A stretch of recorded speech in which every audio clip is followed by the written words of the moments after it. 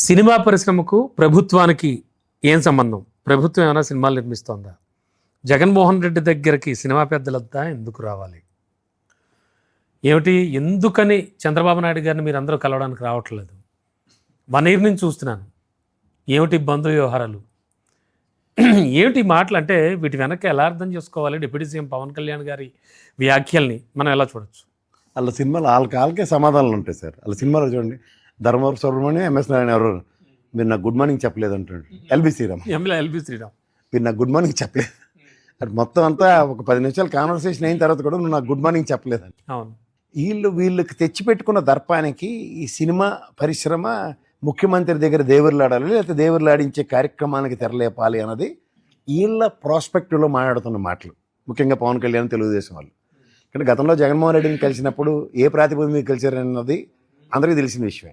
కానీ బయటకు వచ్చి దాన్ని ఎంత రచ్చ చేశారంటే, ఇప్పుడు నేను చెప్పినవన్నీ పవన్ గారి మాటలే. అప్పుడు ఆయన అలా, ఇప్పుడు ఇలా. నీకు ఎప్పుడు చెప్తుంటాను, మోస్ట్ ఇన్కన్సిస్టెన్సీకి కన్సిస్టెంట్గా జస్టిఫై చేస్తున్న ఏకైక క్యారెక్టర్ పవన్ కళ్యాణ్. ఇన్కన్సిస్టెంట్గా ఉంటే ఇలా ఉంటుంది అన్నదానికి ఎక్కడ డీవేట్ అవ్వకుండా కన్సిస్టెంట్గా అదే పని చేస్తుంటాడు అతను. అంచేత మీరు ఆయన మాటలు, ఆయన చేతలు, ఆ చెత్త చెదారం దయించి పరిగణలో తీసుకోకండి. అట్లాంటి ఎట్లా సార్? పెద్ద సినిమా రంగం, కోట్లాది రూపాయలు, మిలియన్. ఎవరికి కోట్లాది రూపాయలు? హీరోలు, హీరోయిన్లు, డైరెక్టర్లు, మ్యూజిక్ డైరెక్టర్లు ఎత్తుకెళ్ళిపోయే పరిశ్రమ అది. ఆ కృష్ణానగర్ వేతలు ఇప్పుడు ఈ జన్మకు కాదు వచ్చే జన్మకు కూడా తీరో, చిన్న శతకాలు అలా బతుకులు అలాగే ఉన్నాయి. మీరేమో సినిమా పరిశ్రమ 24 క్రాఫ్ట్స్ ఈ పెట్టకబుర్లు ఎవరికి చెప్తారండి? వీళ్ళు ఉంటారు ఏనండి. వీళ్ళు బాగుపడితే ఒక 5 నుంచి 6 క్యారెక్టర్లు, మిగిలిన వాళ్ళందరి జీవితాలు అలాగే ఉంటాయి. వీళ్ళే మెటమెటలు ఆడిపోతూ ఉంటారు, వీళ్ళని మనం భరించాలి. అది సినిమా కాన్సెప్ట్. పోనీ వీడికి ఏమైనా తెలిసి చేస్తుందంటే ఏమీ తెలియని టపోరీ బ్యాచ్ ఇది. సినిమా వాళ్ళు ఎవ్వరికి కూడా ఏమీ తెలియదు. వాళ్ళకి వచ్చిన అన్నీ తెలిసినట్టు నటిస్తూ ఉంటారు అంతే. బయట నటన, ఇంట్లో నటన, బతికే నటన. వాళ్ళది పాలిటిక్స్లోకి వచ్చాక కూడా నటన. పాలిటిక్స్ చూడాలి మొఖానికి, అంతకని ఇంకేం లేదు. నేను డైరెక్ట్గా చెప్తున్నాను, ఎందుకంటే వేస్ట్ సార్ వాళ్ళు. ఎంతసేపు స్వప్రయోజనాలు. ఇదే మాట మీకు ఒక ఇన్కన్సిస్టెన్సీకి ఇంకో మాట చెప్పనా, నేను దలుచుకుంటే సినిమా ఫ్రీగా కూడా ఆడించేస్తానని ఒక పొకోడి కబురు. ఇప్పుడు థియేటర్లో మూసుకుంటా వాళ్ళకి ప్రొడ్యూసర్కి ఏదో వాళ్ళు కొట్టు వస్తుంటే మధ్యవే వాట్ వే యువర్ కనెక్టెడ్.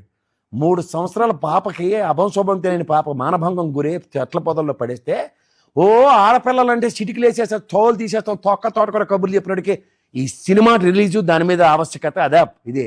మరి అది కూడా ఒక విషయం కదా, దాని గురించి కూడా మాట్లాడాలి. మీరు అన్నది కాదనలేని నిజం, నో డౌట్ ఎట్ ఆల్. సిగ్గుపడవలసిందండి. సమాజం సిగ్గుతో తలదించుకోవాలా? ఇదే ఈ సమాజం మనకి ఇస్తున్న ప్రొటెక్షన్, ఈ సమాజంలో మనం బతుకుతున్నామని దీనికాయలకే. సార్, నేను అరవింద్ గారు మాట్లాడుతూ ఒక విషయం చెప్పారు, మీరు వినే ఉంటారు. ఖచ్చితంగా నేనేది విన్ను, మీరు చెప్పిందని నేను విశ్లేషిస్తాను అంతే.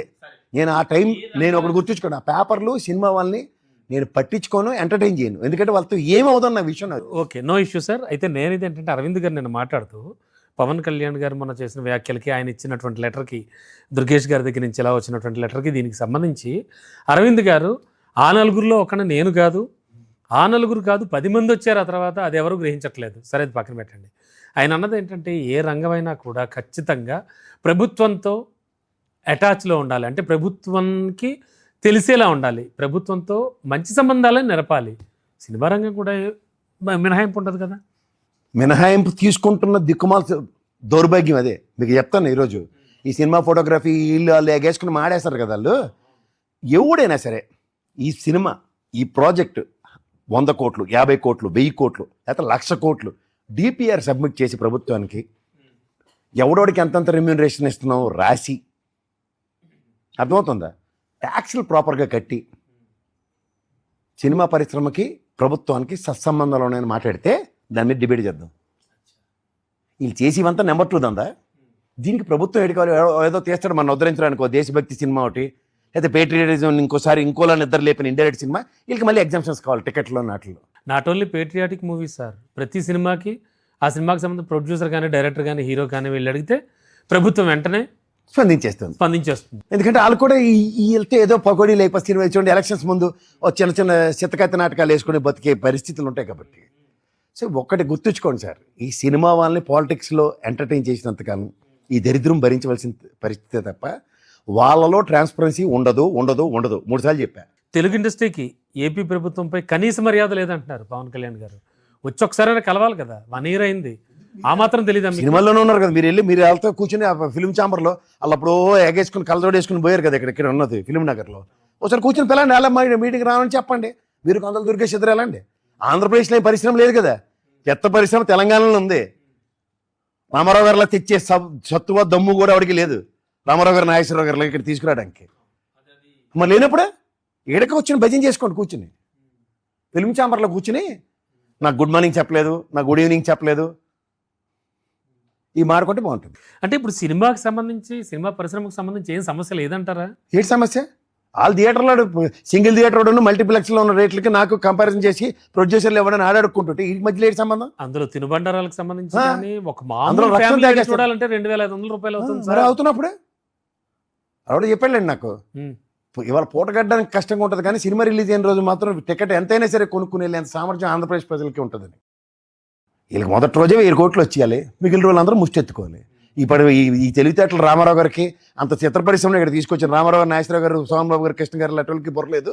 వీళ్ళే పెద్ద తీసి మార్కాలి ఇప్పుడు ఉన్న. అయితే ఇన్ని చర్చలు ఇప్పుడు నడుస్తున్నాయి ఒక నేపథ్యంలో. పరిశ్రమ ఉమ్. దాన్ని ఒక కుటీర పరిశ్రమ కింద దాన్ని అభివర్ణిస్తూ 10 మంది 10 రోజులు బతకాలి అంటే ఓ థియేటర్ 100 రోజులు సినిమా ఆడాలి, చుట్టుపక్కల అంగళ్ళు బతకాలి, చిన్న చితకాయ లోపల పాప్కార్న్ ఎట్టి 250 550 దోచేస్తుంటే ఒకే ఒక్క రోజులో మొత్తం రక్త దోపిడీ జరుగుతుంటే జడ్డోల్లో మనం కూర్చుని వీళ్ళనట ఇంకా ఎగేసి పొగేసి భజనలు చేయాలి సినిమా వాళ్ళకి. ఏం చేస్తే బెటర్ అంటారు?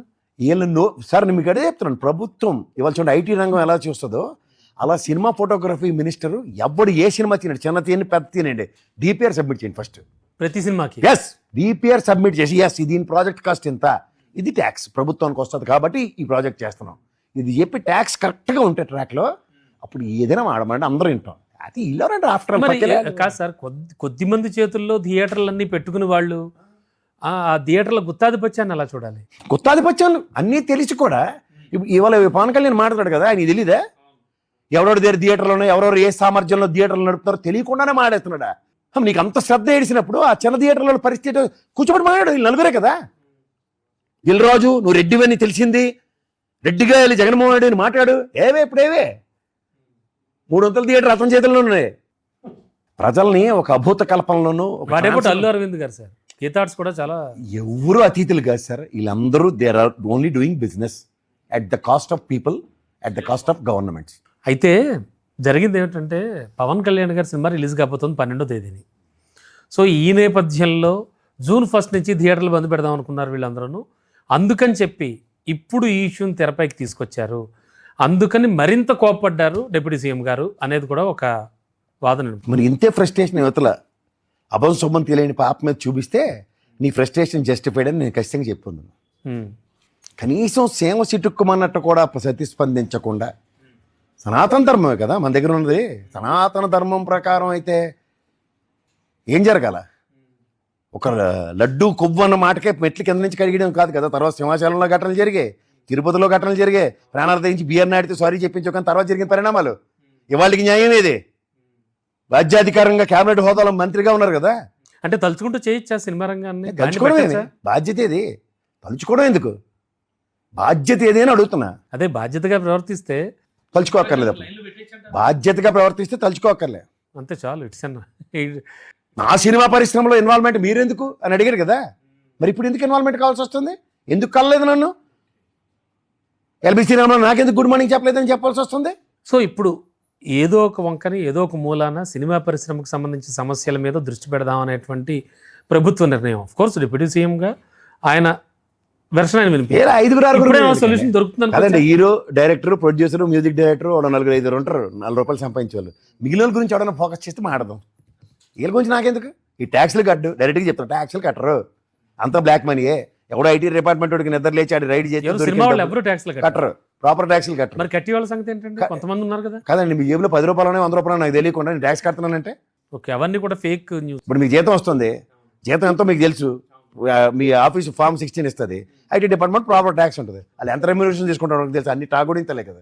అదంతా ఉంటే ఏమన్నా ఓ గాడిని పడే ఛాన్స్ ఉంది, లేనప్పుడు టైం వేస్ట్. వీళ్ళు మనసు పెడితే కనుక పడుతుంది. మనసు పెట్టరు వాళ్ళు, అందరికీ లొసుగుల మీద ఎక్కువ ఉంటుంది గురుత్వాకర్షణ. సో సినిమా పరిశ్రమ అంతే అంతే.